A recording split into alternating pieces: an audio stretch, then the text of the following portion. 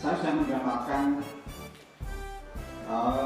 sedikit bocoran dari Pak Hanum saat itu. Pak Hanum jenjengnya ajeng anu kalau mengandang di guru penggerak pripun.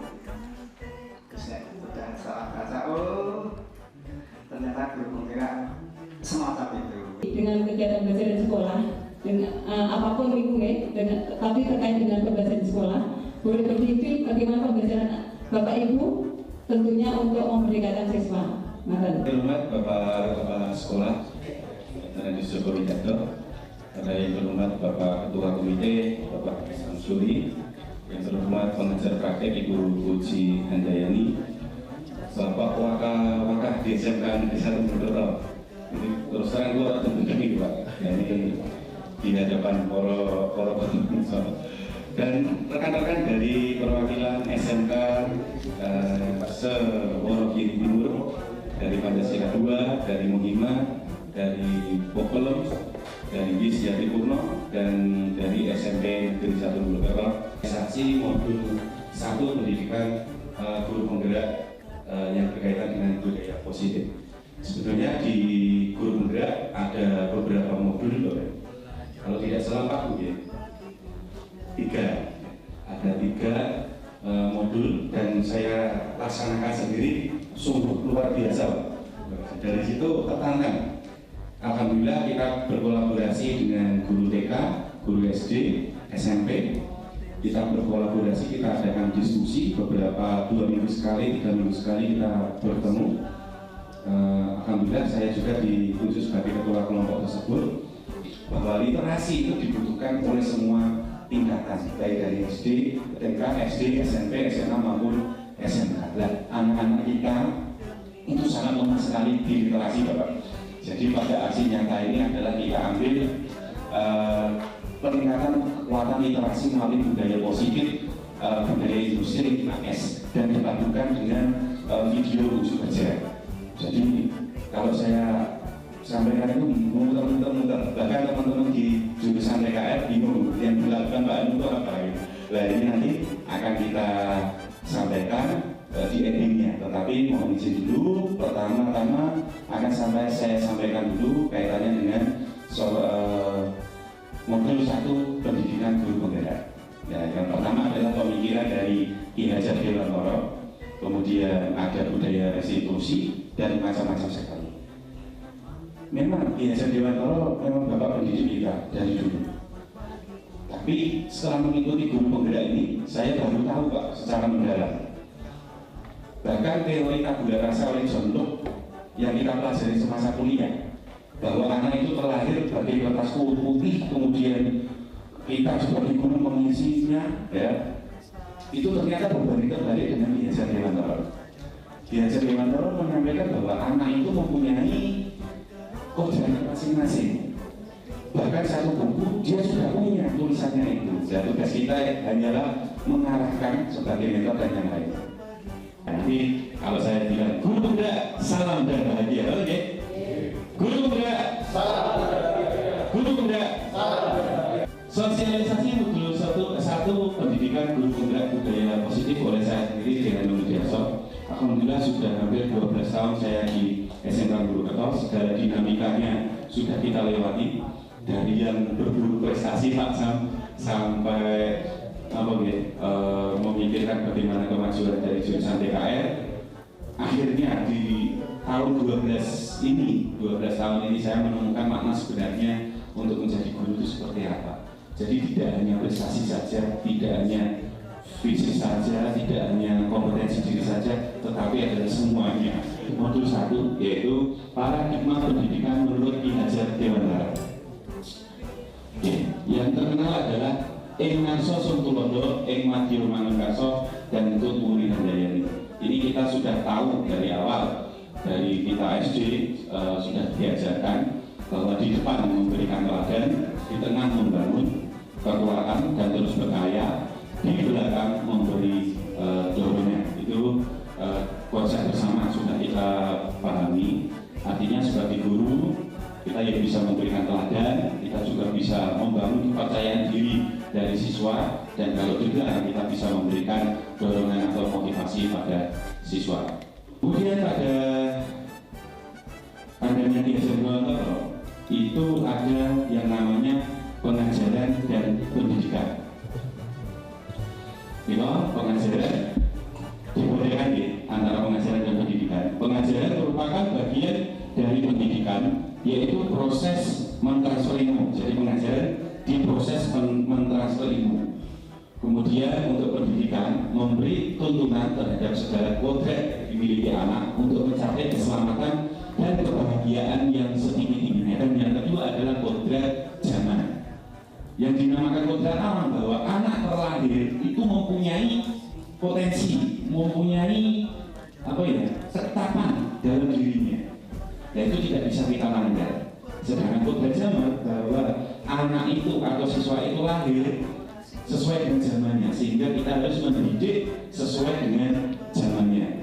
Zamannya Pak Arifin dulu lahir, mendidiknya kan tidak sama dengan zamannya saya. Zaman saya cara mendidiknya juga tidak sama dengan anak sekarang. Nah itu ternyata ada namanya kodrat alam dan kodrat zaman, dan ini harus dipegang secara baik oleh guru supaya tidak bersinggungan terhadap perasaan ataupun kepentingan dari siswa. Kemudian menurut KHD atau Yayasan Dewantara, pendidikan dan pengajaran merupakan usaha persiapan dan persediaan untuk segala kepentingan hidup manusia, baik hidup bermasyarakat dan berbudaya. Kemudian dasar-dasar pendidikan. Tujuan pendidikan menurut KHD yaitu menuntun segala kodrat yang ada pada anak-anak agar mereka dapat mencapai keselamatan dan kebahagiaan yang setinggi-tingginya, baik sebagai manusia maupun sebagai anggota masyarakat. Di sana ada kalimat keselamatan dan kebahagiaan. Itu berulang kali ditekankan oleh KHD, Bapak Ibu. Artinya bahwa kita mendidik seorang anak itu supaya selamat di masa depannya dan bahagia dalam menuju prosesnya. Sekarang bayangkan kalau ada pembelajaran di kelas, siswanya tidak bahagia, apakah ilmunya bisa masuk? Kan tidak bisa masuk seperti itu. Jadi selama proses anak itu juga bahagia, agar masa depannya bisa selamat. Jadi selamat dan bahagia. Makanya dibuat slogan guru penggerak salam dan bahagia. Ini tugas pendidik versi KHD atau Yayasan Dewantara. Yang pertama adalah menuntun pamong dan potensi kultural. Menuntun setiap anak mempunyai kodratnya sendiri-sendiri yang sudah saya jelaskan tadi, yaitu kodrat alam dan kodrat zaman. Kemudian sebagai pamong memberikan tuntunan dan menunjukkan arah yang benar agar anak tidak kehilangan arah untuk dapat menemukan kemerdekaan dalam belajar. Ini tadi saya ulang lagi yang berkaitan dengan kodrat alam dan kodrat zaman. Kodrat alam berkaitan dengan sifat dan bentuk lingkungan di mana anak berada. Kodrat zaman berkaitan dengan isi dan irama bahwa anak harus menguasai keterampilan abad 21. Jadi seumpama ada anak di dalam kelas dia cenderung dia, ya jangan dipaksa untuk secerewet teman-teman yang lainnya, karena memang kodratnya dia sebagai pendiam, tetapi sebagai guru harus bisa menuntun bahwa sifat pendiam itu bagus, tetapi ada yang lebih bagus lagi, yaitu bisa mengemukakan pendapat. Jadi mengemukakan pendapat beda dengan cerewet, jadi setidaknya dia bisa berbicara, itu kodrat alam. Jadi kita tidak bisa menjudge kodrat alam, kamu pendiam, jangan begitu, ini tidak boleh. Tetapi yang pendiam bagus, bisa meningkatkan konsentrasi, tetapi alangkah baiknya kalau bisa mengemukakan pendapat dan lainnya. Gitu. Budi pekerti, ya, budi pekerti. Dalam ini adalah karakter, yaitu gerak pikiran, perasaan dan kehendak atau perpaduan antara cita kognitif karsa sehingga menciptakan karya psikomotor. Nah, ini yang saya sampaikan tadi bahwa karakter yang bagus itu adalah dari pemikirannya, dari tingkah lakunya, kemudian dari komunikasi dengan orang lain, berhubungan dengan orang lain, itu menunjukkan pribadi yang bagus. Intinya itu.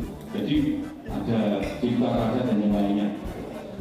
Dari modul 1 itu adalah ada yang dinamakan dengan diagram identitas gunung es, ya.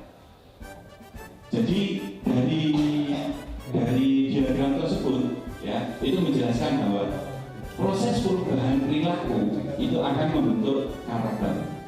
Ya, karakter itu bisa dibentuk oleh pengkondisian atau pembiasaan. Melalui apa? Yang pertama adalah keteladanan yang konsisten. Keteladanan siapa? Kalau di rumah orang tua, kalau di sekolah guru, kalau di lingkungan masyarakat. Kemudian yang kedua, sistem atau aturan yang konsisten. Sistem atau aturan yang konsisten yang mana? Yang di sekolah. Kalau rambutnya gondrong, ya ada aturannya dan yang lainnya.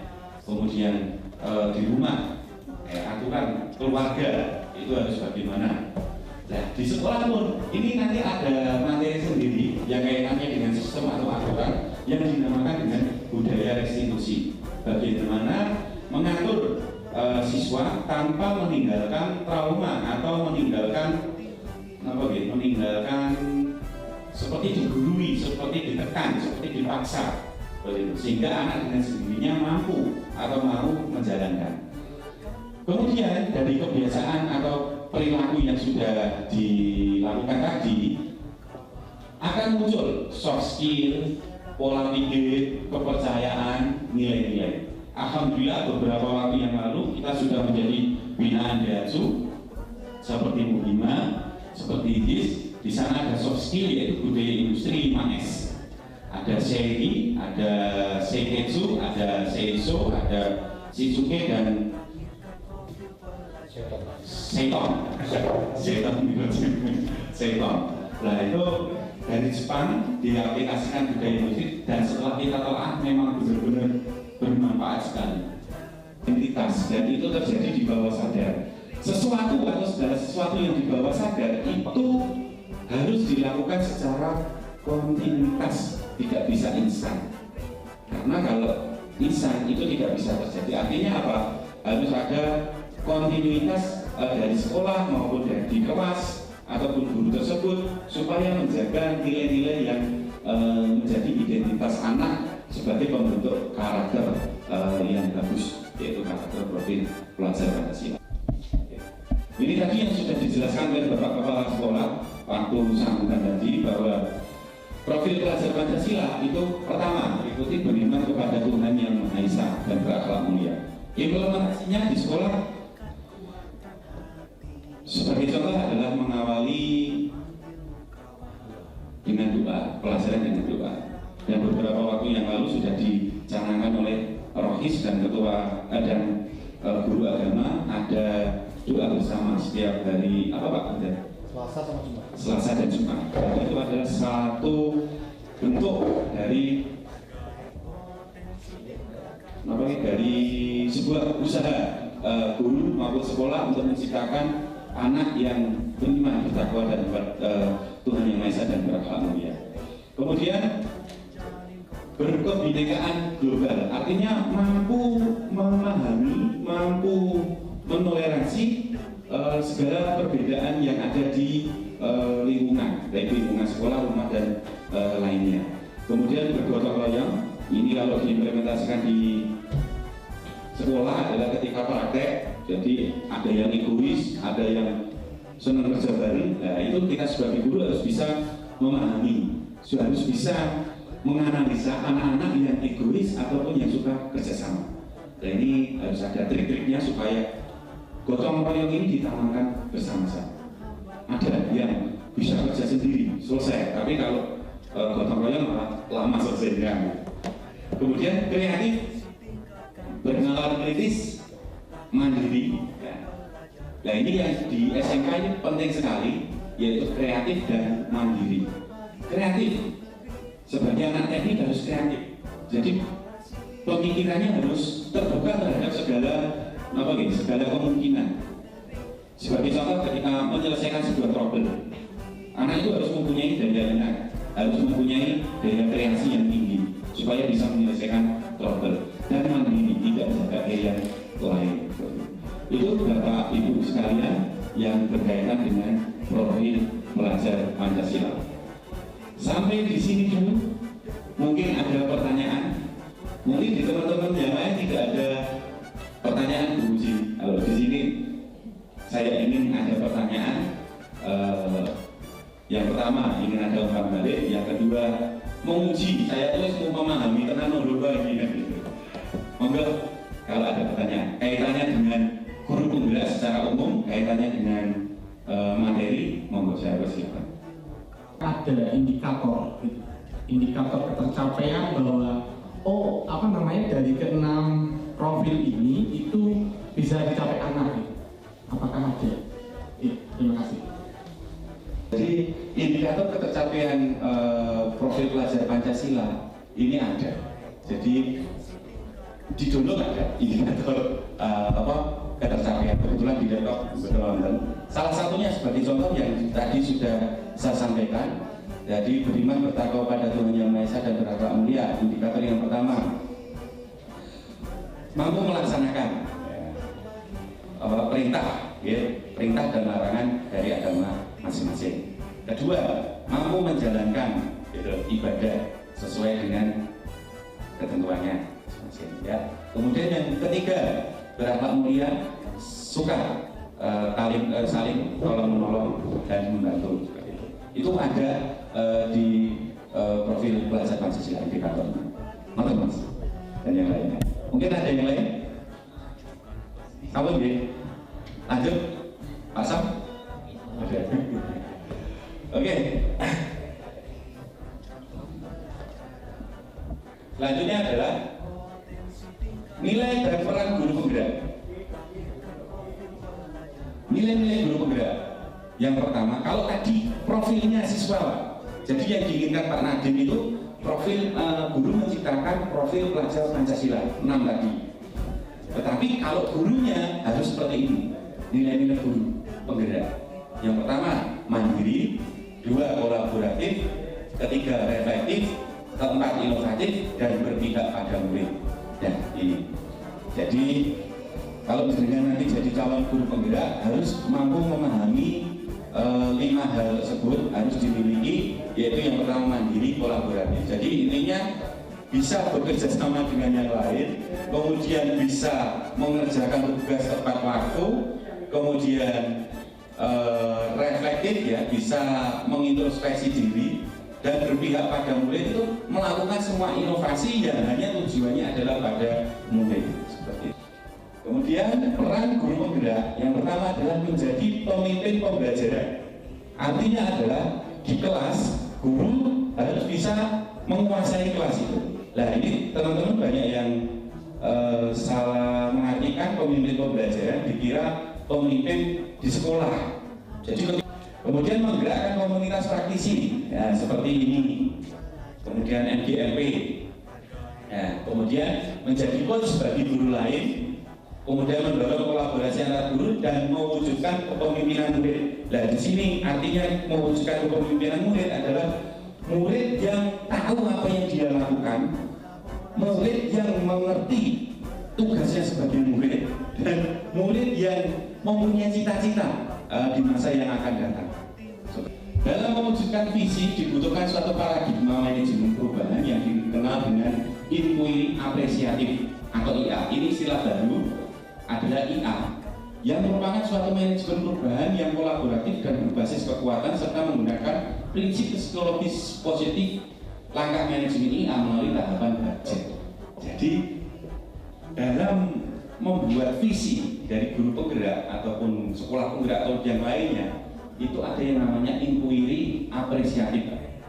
Jadi memberdayakan atau memanfaatkan kelebihan seseorang untuk bergabung menjadi satu, membentuk kekuatan, meningkatkan ketercapaian dari visi. Baja itu bahasa Sunda, yaitu artinya bahagia, ya, bahagia, baja. Yang pertama B, buat pertanyaan. Kemudian A, ambil pelajaran. G, gali mimpi. J, jabarkan rencana. Dan A, atur eksekusi. Nah, ini yang terakhir Bapak Ibu sekalian. Jadi ini tak tampilkan dulu modulnya. Setelah itu nanti aksi nyata saya tampilkan. Setelah itu pertanyaan. Setelah pertanyaan untuk modul 1.4 budaya positif. Budaya positif adalah untuk membangun budaya positif, sekolah perlu menyediakan lingkungan yang positif, aman, nyaman, agar murid mampu berpikir, bertindak, dan mencipta dengan merdeka, mandiri, dan bertanggung jawab. Intinya adalah membuat sekolah yang menyenangkan. Sekolah yang menyenangkan adalah fasilitasnya oke, gurunya ramah, tidak ada perselisihan. Seorang anak kalau tumbuh di dalam rumah yang broken, apakah bisa tumbuh dengan baik? Nah sekarang lebih parahnya lagi, kalau tumbuh di rumah yang broken, di sekolahnya tidak menyenangkan. Selanjutnya adalah perubahan paradigma yang ada.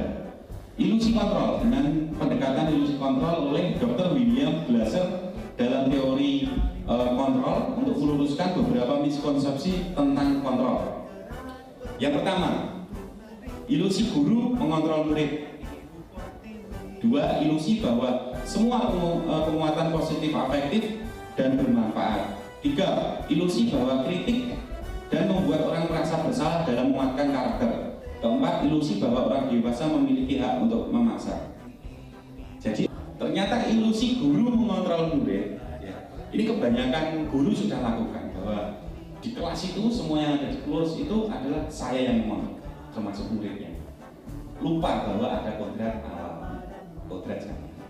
Yang kedua, ilusi bahwa semua penguatan positif, afektif dan bermanfaat. Guru beranggapan bahwa semua yang dilakukan pasti berguna, tidak direflektif, tidak tinjau ulang lagi bahasa tekniknya. Kemudian ketiga, ilusi bahwa kritik dan membuat orang merasa bersalah dapat menguatkan karakter. Seperti anak tidak mengerjakan PR. Kamu tuh gimana nggak mengerjakan PR? Kalau gini kan nanti kamu membuat jadi orang tuamu. Kamu tidak bisa menaati peraturan kelas ini, kesepakatan kelas ini. Anak kan jadi merasa bersalah dan beranggapan dapat menguatkan karakter. Bisa jadi ya, bisa jadi tidak. Kalau yang direviewnya itu menyakiti hati yang terdalam, anak itu malah tambah mokong. Tapi kalau ada anaknya yang bisa berpikir logis, dia akan menjadi semakin baik. Kemudian ilusi bahwa orang dewasa memiliki hak untuk memaksa. aku guru wis tuwa kan gitu. Kowe tak ngomong apa wae oke. Itu benar enggak? Nah itu ya harus kita telah lebih dalam hati. Bila kita ingin membuat kemajuan perlahan sedikit-sedikit, ubahlah sikap atau perilaku Anda. Jadi diri sendiri dulu. Namun bila kita ingin memperbaiki cara-cara utama kita, maka kita perlu mengubah kerangka acuan kita. Ubahlah bagaimana Anda melihat dunia, bagaimana Anda berpikir tentang manusia, ubahlah paradigma Anda, skema pemahaman dan penjelasan aspek-aspek tertentu tentang realitas. Unsur-unsur kalimat ya. Intinya merubah diri sendiri dulu, membuat sistem, menjalankan sistem dengan sebaik-baiknya, secara terkontrol sehingga tujuan yang akan kita capai itu terwujud. Konsep disiplin positif dan motivasi yaitu makna disiplin yang sering dipahami bahwa disiplin itu sama dengan tata tertib yang aku. Itu anak-anak memahami dulu.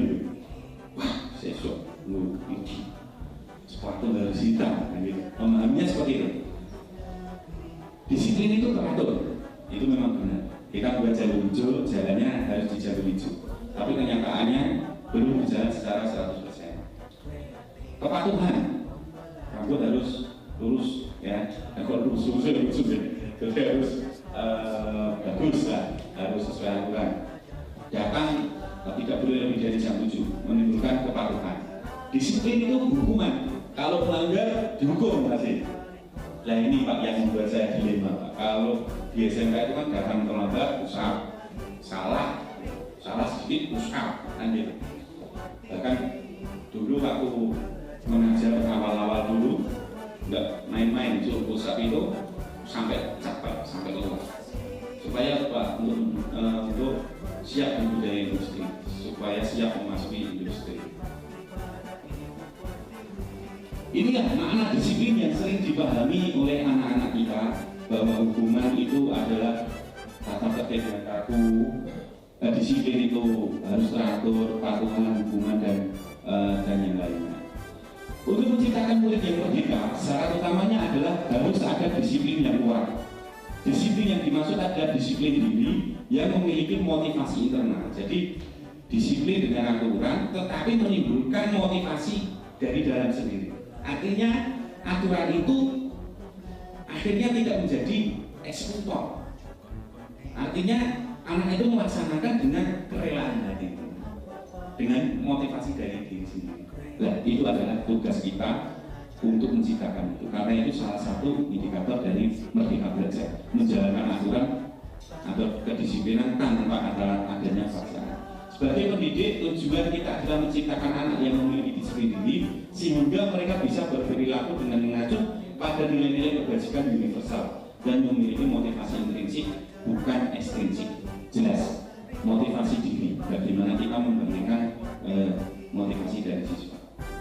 Kemudian, sebagai manusia itu mempunyai motivasi. Apapun yang dilakukan manusia, baik itu guru, siswa, itu masuk ke 3 motivasi. Yang pertama, untuk menghindari ketidaknyamanan atau hukuman. Anak datang, wah siswa harus datang pagi-pagi supaya tidak terlambat. Kalau terlambat, nanti akan ada hukumannya. Kemudian yang kedua, untuk mendapatkan imbalan atau penghargaan dari orang lain. Aku dikasih tugas sama Pak Anu, harus tak laksanakan. Mungkin itu izin HP. Kemudian yang ketiga, untuk menjadi orang yang merdeka, inginkan dan menghargai diri sendiri dengan nilai-nilai yang mereka percaya. Jadi bukan karena adanya hukuman, bukan karena adanya penghargaan dari orang lain, tapi dari keinginan berubah menjadi diri sendiri. Keyakinan kelas menurut dosen, suatu keyakinan akan lebih memotivasi seseorang dari dalam atau memotivasi secara intrinsik. Seseorang akan lebih tergerak dan bersemangat untuk menjalankan keyakinannya daripada hanya sekedar mengikuti serangkaian peraturan. Ini sudah kami lakukan kemarin.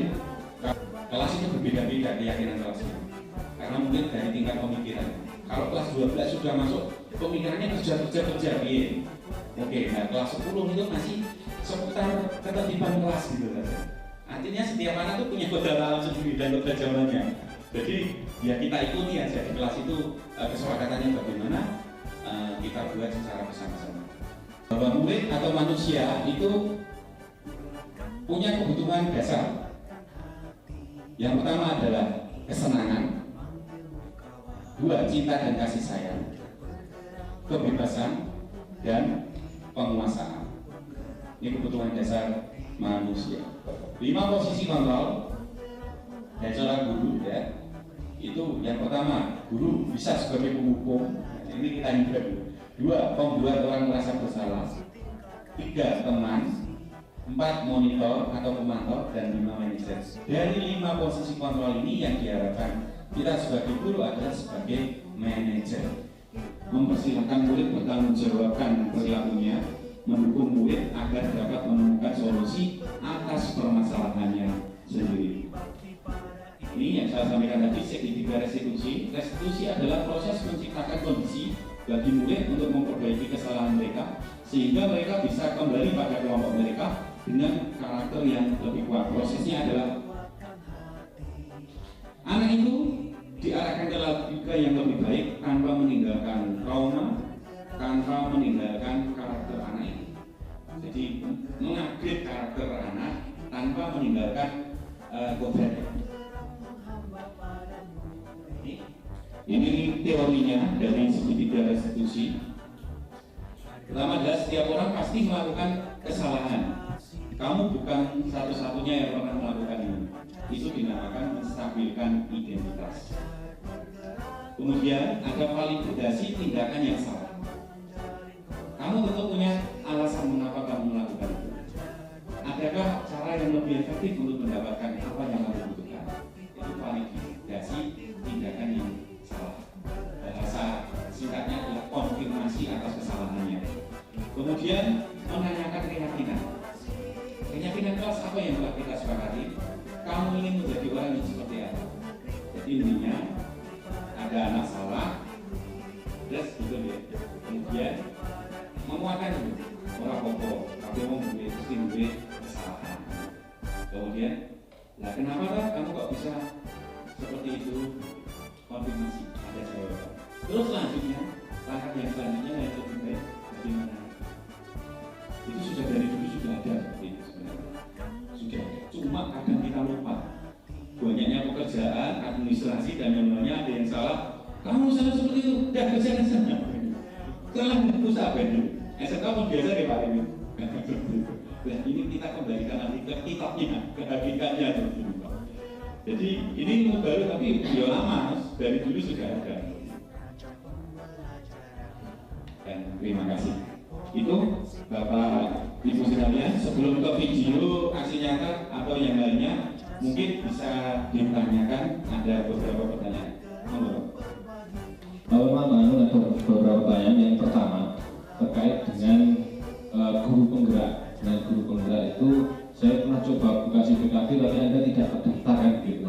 Itu nanti prosesnya seperti apa? Apakah kita hanya menunggu terdaftar di CPKB atau bagaimana?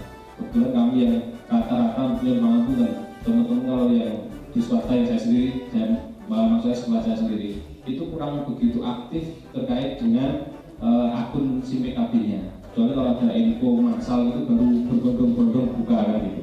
Itu yang pertama.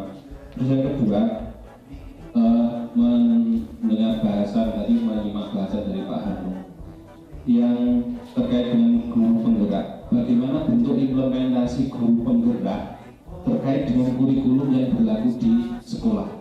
Di sini kelihatan paparannya kan luar biasa. Dan kalau kita aplikasikan di sekolah, apakah bisa dengan semudah itu kelihatannya? Memang kan di sini ada konsep mengajar humanis yang berdasarkan kodrat zaman dan lain sebagainya. Itu pada yang kita lihat, namun tadi saya berkaca pada kami sekolah swasta. Sekolah swasta saya yakin sudah semua paham seperti apa bentuknya. Di situ memang kita harus menerapkan bentuk reward dan punishment, karena untuk membentuk itu memang harus kita laksanakan seperti itu. Nah, tapi kita mungkin akan melanggar beberapa poin yang panjenengan paparkan. Terima kasih untuk mencoba menjawab yang pertama kaitannya dengan pendaftaran guru penggerak ya.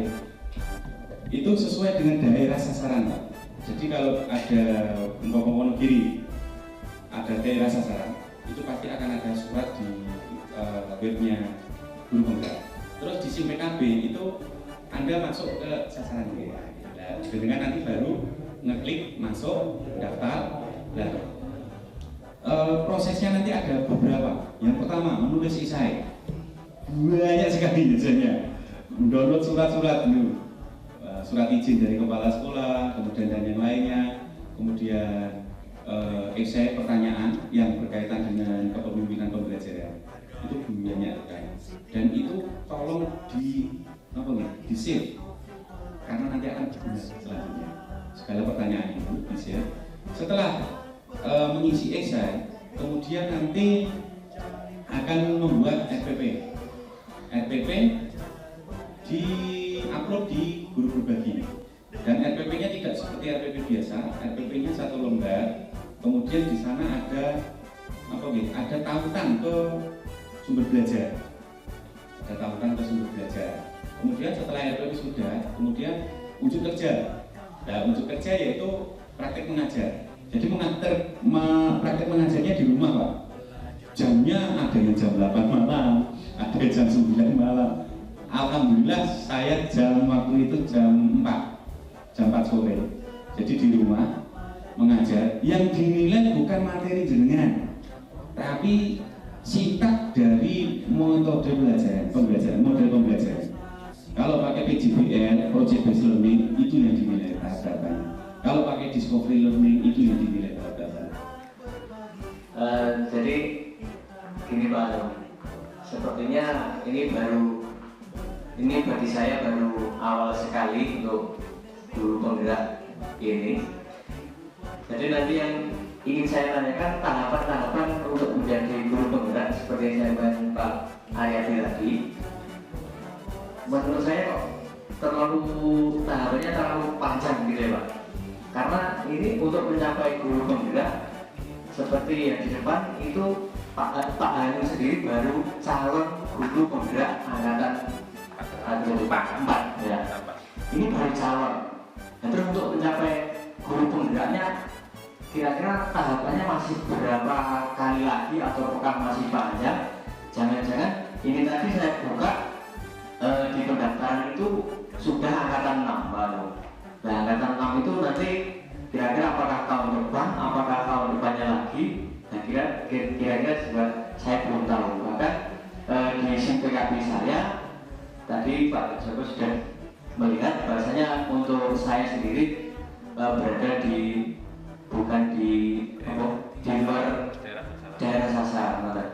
Jadi yang ingin saya katakan tahapan-tahapan itu kira-kira dari awal sampai nanti jadi guru penggerak itu seperti apa Pak? Ya, kira-kira seperti itu dulu. Terima kasih. Assalamualaikum warahmatullahi wabarakatuh.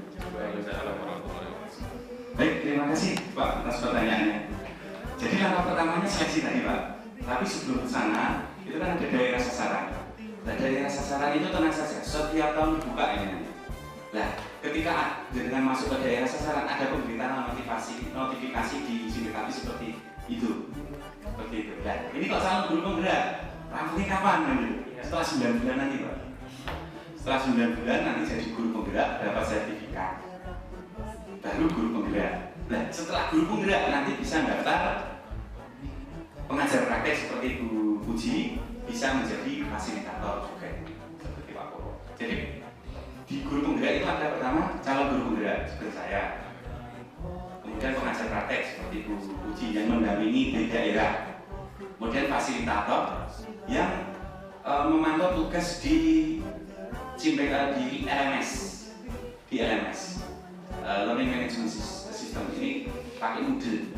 Nah, kita untuk menyelesaikan guru penggerak ini ada 3 modul. Kemudian setiap modul ada submodul. Setiap modul ada submodul lagi. Tugasnya adalah video, jurnal, kemudian ada testimoni, ada pertanyaan untuk menjawab. Kemudian setiap modul ada tes akhir modul. Setiap modul ada tes awal modul. Tes 9 bulan waktu yang lama, kalau kurang lebih sudah langsung lahir gitu. Terus di setiap beberapa modul nanti ada lokakarya. Ada lokakarya 0 dulu dengan Bapak Kepala Sekolah, penyamaan visi, kemudian lokakarya 1, 2, dan 3. Nanti dengan Pak Joko Widodo nanti di lokakarya 3 Pak. Ada lokakarya 3, 4, 5, 6, nah, 3 dan 9 Bu. 3 dan 9 nanti membersamai kami Pak di Wonogiri seperti itu. Jadi prosesnya panjang, nah makanya pendampingan dulu, ada pendampingan dari pengajar praktek. Prosesnya panjang. Alhamdulillah sampai sekarang saya total videonya sudah hampir 30 Pak. Jadi keterampilan dasar yang dimiliki harus dimiliki adalah kemampuan edit video, Camtasia, KineMaster, ya standar aja nggak masalah. Kualitasnya tidak diperhitungkannya, dilihat adalah indikator setiap pencapaiannya itu tercapai. Alhamdulillah kami punya ini Pak, kameramen dari RPR, ini tak ajak kemana-mana, tapi untuk editing saya sendiri. Sudah didibat Pak Ibu beberapa waktu yang lalu tak pakai sendiri. Kalau nggak diaplikasikan nanti nggak bisa. Saya dengan Ibu Diaso ucapkan terima kasih untuk kehadiran Bapak Ibu sekalian. Sebelum saya tutup atau Bapak Kepala Sekolah tutup, Ibu tutup, dan ini ingin testimoni dari peserta. Pak, ngantuk aku Pak, kesan-kesan dari jenengan setelah hari ini mengikuti. Monggo, siapa yang mewakili? Itu kan Pak biar disuling Pak, nanti masuk.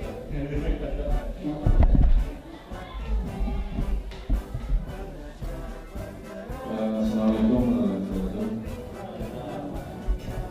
Sebelumnya dulu saya Muhammad Arifin dari Jumlah Kajian Kuala. Kami ingin menyampaikan beberapa saran. Yang pertama berkaitan dengan materi yang disampaikan Pak Anung, ini sangat bagus sekali. Nanti bisa sebagai wacana untuk menerapkan di sekolah kami. Intinya memang kondisi saat ini karakter sekolah sudah berubah total, apalagi karena adanya pandemi yang mungkin sangat merindukan untuk sekolah dan mungkin terlalu kebablasan sehingga siswa juga banyak sekali bodoh.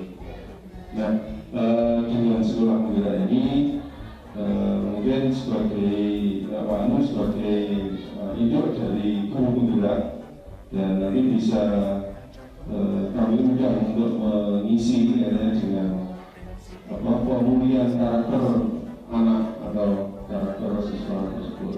Jadi kami sangat berterima kasih sekali atas ilmu yang diberikan oleh Pak Anung. Jadi nanti apa yang disampaikan insya Allah akan kami tindak lanjuti. Mungkin nanti bisa kami juga ke sekolah kami untuk memberikan berkaitan dengan ke anak intinya. Jadi mungkin bukan itu gurunya, tapi bagaimana kita mengatasi anak. Kemudian untuk kritiknya, mohon maaf Pak, tadi sudah disinggung tapi tidak disemangatkan ini tadi.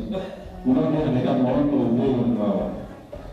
Paham betul. Mungkin itu dari saran dari kami. Terima kasih. Assalamualaikum warahmatullahi wabarakatuh. Oke, Bapak Ibu mohon maaf, monggo diganti. Oke, mungkin satu lagi. Terima kasih Pak Arifin. Saya lebih belajar loh, ampun juga. Alhamdulillah sudah saya sampaikan semua. Acara yang terakhir adalah penutup. Saya kembalikan ke pembawa. Atas perhatiannya saya sampaikan terima kasih. Assalamualaikum warahmatullahi wabarakatuh.